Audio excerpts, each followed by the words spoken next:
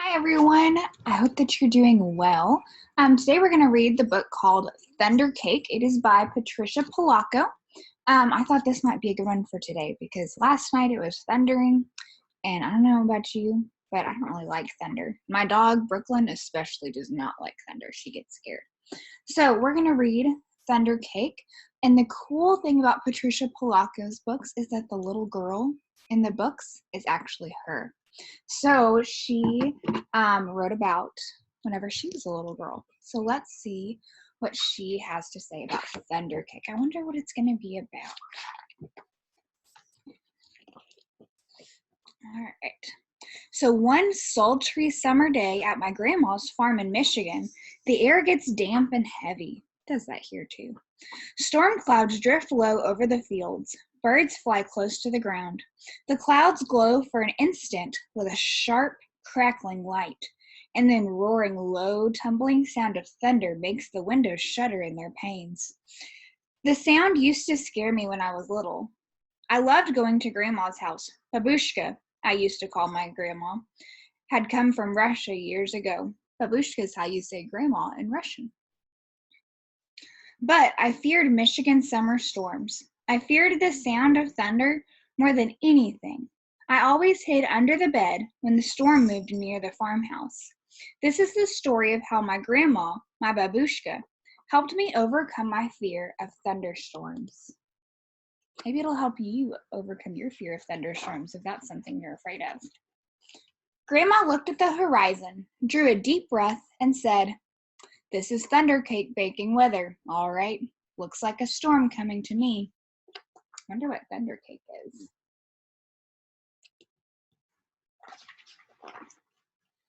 "Child, you come out from under that bed. It's only thunder you're hearing," my grandma said. See her hiding under the bed?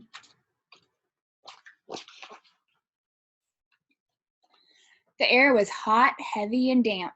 A loud clap of thunder shook the house, rattled the windows, and made me grab her close. "Steady, child," she cooed. "Unless you let go of me, we won't be able to make a thunder cake today." "Thunder cake?" I stammered as I hugged her even closer. "Don't pay any attention to that old thunder, except to see how close the storm is getting. When you see the lightning, start counting, real slow. When you hear the thunder, stop counting. That number is how many miles away the storm is. Understand?" she asked. "We need to know how far away the storm is so we have time to make the cake and get it into the oven before the storm comes, or it won't be real thunder cake."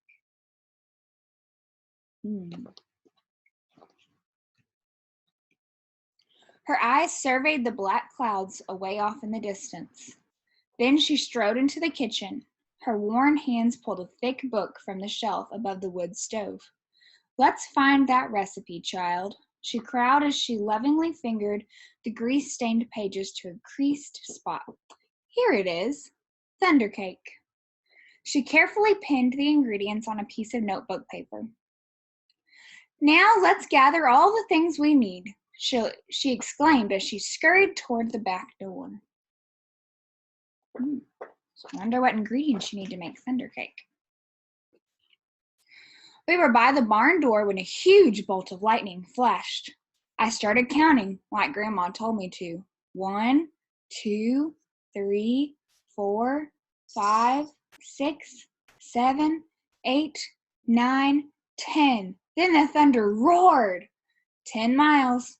It's 10 miles away, Grandma said as she looked at the sky. About an hour away, I'd say. You'll have to hurry, child. Gather them eggs careful like, she said. Eggs from mean old Nellie Peckkin. I was scared. I knew she would try to peck me. I'm here. She won't hurt you. Just get them eggs, Grandma said softly. Lightning flashed again. 1, 2, 3, 4, 5, 6, 7, 8, 9, I counted. 9 miles, Grandma reminded me.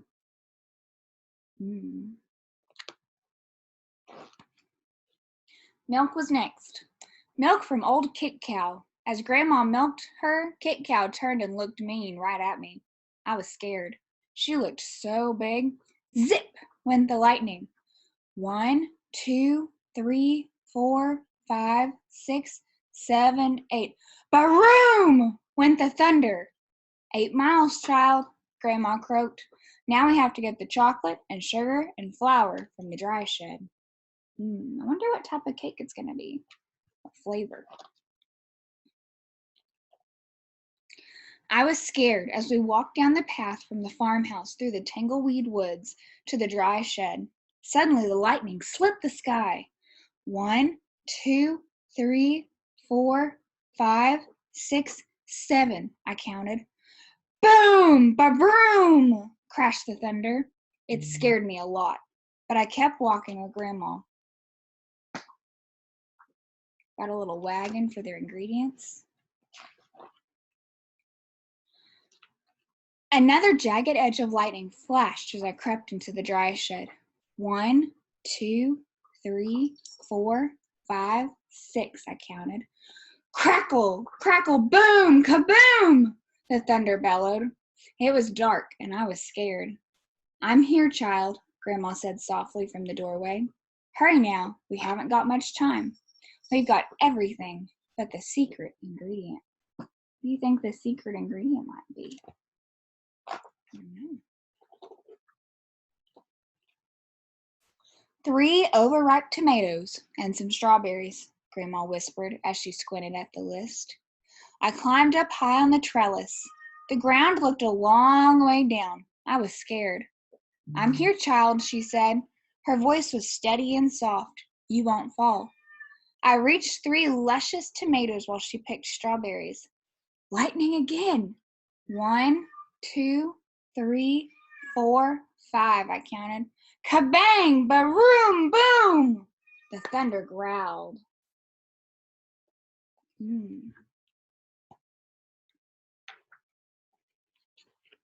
We hurried back to the house and the warm kitchen, and we measured the ingredients. I poured them into the mixing bowl while Grandma mixed.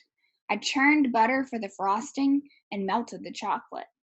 Finally, we poured the batter into cake pans and put them into the oven together. Lightning lit the kitchen. I only counted to 3, and the thunder rumbled and crashed.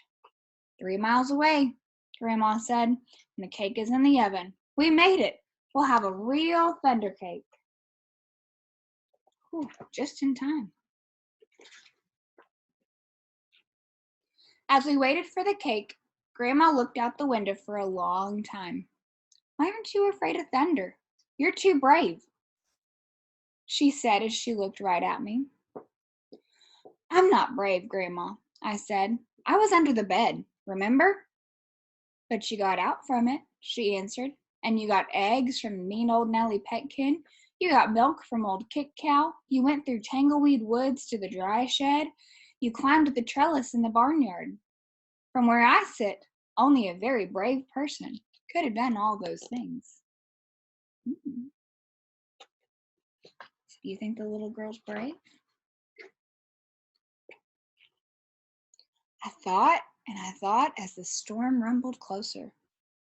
She was right. I was brave. Brave people can't be afraid of a sound, child, she said, as we spread out the tablecloth and set the table. When we were done, we hurried into the kitchen to take the cake out of the oven. After the cake cooled, we frosted it. Just then, the lightning flashed, and this time it lit the whole sky. Even before the last flash had faded, the thunder rolled, boomed, crashed, baroom, baroomed, just above us. The storm was here.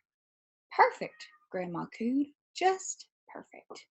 She beamed as she added the last strawberry to the glistening chocolate frosting on top of our thunder cake. Looks like a good cake. As rain poured down on our roof, Grandma cut a wedge for each of us. She poured us steaming cups of tea from the samovar. When the thunder roared above us, it shook it so hard it shook the windows and rattled the dishes in the cupboards. We just smiled and ate our thunder cake.